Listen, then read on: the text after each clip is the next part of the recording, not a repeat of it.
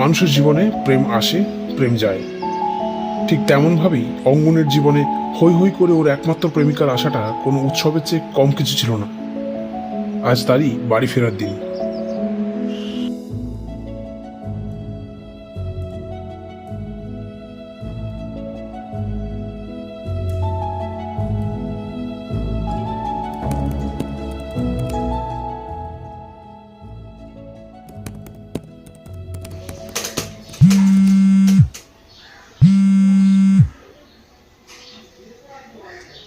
হ্যাঁ বল।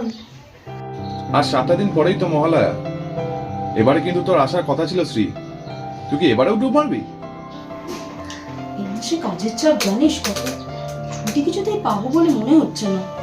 বছর তো একবারই আসিস, সেটাও পারবি না? আমি চেষ্টা তো করছি বল, পুজোর দুদিন না হয় ম্যানেজ করে নেবো। মাত্র 2 দিন?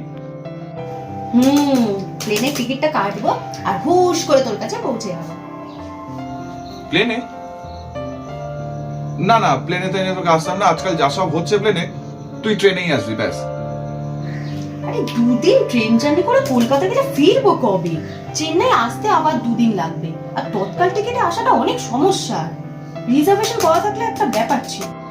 আমি অত শত যাই না, তুই ট্রেনে আসবি, দ্যাটস ফাইনাল।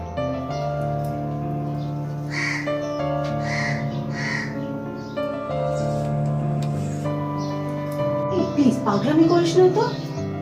ট্রেনে বুঝি কারো অ্যাক্সিডেন্ট হয় না? এত ওভার থিঙ্কিং করিস বলেই না এই বয়সে তোরা তো বিপি হাই। ঠিক আছে, আসিস না তাহলে। এই তুই না এবার বাড়াবাড়ি করছিস জানিস তো। ট্রেনে ওই সন্ডা মার্কা লোকগুলো আমাদেরকে হাঁ করে তাকিয়ে থাকবে, সেটাই তুই চাস তাই তো? হ্যাঁ, তুই সুন্দর, তাই তোকে লোকেরা তাকিয়ে তাকিয়ে দেখে। কই, আমায় তো কেউ দেখে না। আহারে কি কষ্ট। এই তুই রাখ তো। ঠিক আছে বাবা, ট্রেনেই আসবো, আর কোনো হ্যান্ডসাম ছেলে পেলে তার হাত ধরে কোনো একটা স্টেশনে নেমে যাবো। তুই তোকে কে পছন্দ করবে রে? এই তুই ফোনটা রাখতো।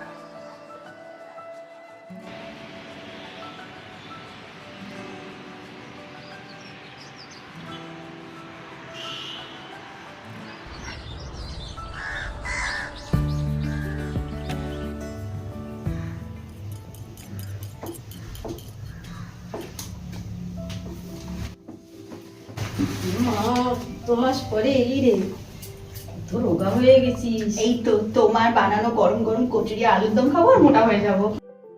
আচ্ছা ঠিক আছে, আমি তাহলে একটু চেঞ্জ করে আসি। হ্যাঁ, ঠিক আছে। আরে কে এলো? অনেক বাবা, অনেক দিন বাবা। আরে যেহেতু কেমন আছো বলো? ঠিক আছে, ভালো। যাও, তুমি ফ্রেশ হয়ে এসো। তোমার প্রিয় মিষ্টিটা বাইরে থেকে একটু নিয়ে এসো। ঠিক আছে, তাহলে আমি ঝটপট ফ্রেশ হয়ে আসি, তারপরে একসাথে বসে খাবো, খেয়ে তারপরে বাড়ি যাবো। কেন রে, এটা কি তোর বাড়ি নয়? কাল যাবি, আজ আমার কাছে থেকে যা। না গো, যেতে হবে এখন না, দুপুর গড়িয়ে বিকেল বেলা তারপর যাবো। কি করবো বলো, যেতে তো ইচ্ছে করে না ওই মাতাল বাবাটার কাছে।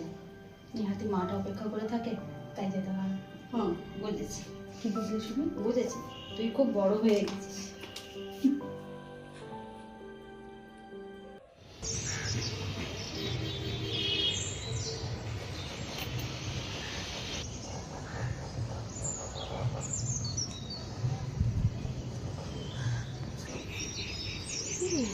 তুই যে বললি সিগারেট খাওয়া ছেড়ে দিয়েছিস?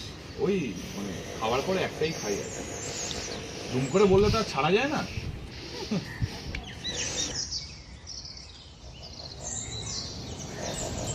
ঠিক আছে, নে ফেলে দিলাম, এবার শান্তি তো?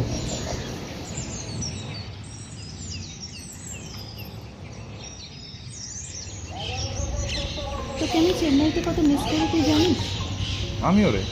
কবে যে তুই ট্রান্সফারটা নিয়ে কলকাতায় আসবি? তুই আবার ফোন ঘাটছিস?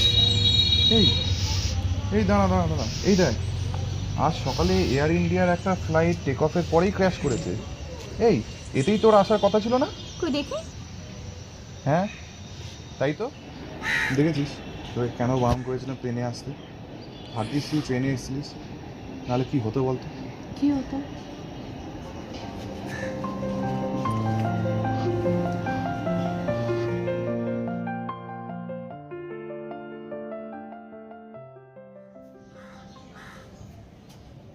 তুমি এখানে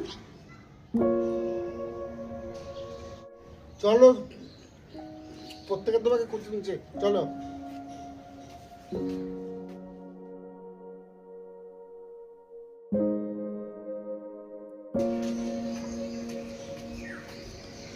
চলো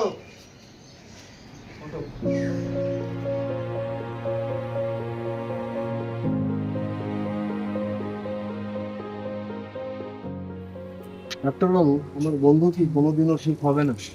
না, 3 বছরের মধ্যেও তো কোনো পরিবর্তন আমি দেখতে পেলাম না গো। সেদিন মিস্টার অঙ্গনের গার্লফ্রেন্ড ওনার কথা না শুনে প্লেনে আসার সিদ্ধান্ত নেন। সেদিন যদি উনি প্লেনে করে না ফিরে ট্রেনে করে ফিরতেন, তাহলে ওর পরের জীবনটা কেমন হতো, এই জিনিসটা সবসময় না ওর মাথার মধ্যে ঘুরছে। এটাকে ডাক্তারি ভাষায় বলে সাইকিক হ্যালুসিনেশন। উনি এখন বাস্তবে নেই, কল্পনার জগতে আছেন। উনি এমন একটা মানসিক স্থিতির মধ্যে আছেন, উনি ভাবছেন যে ওনার প্রিয় মানুষটি হয়তো সেদিনকে ওই ট্রেনে করেই ফিরছিল। দুর্ভাগ্যবশত টেক অফের পরেই প্লেনটা ক্র্যাশ হয়ে যায়।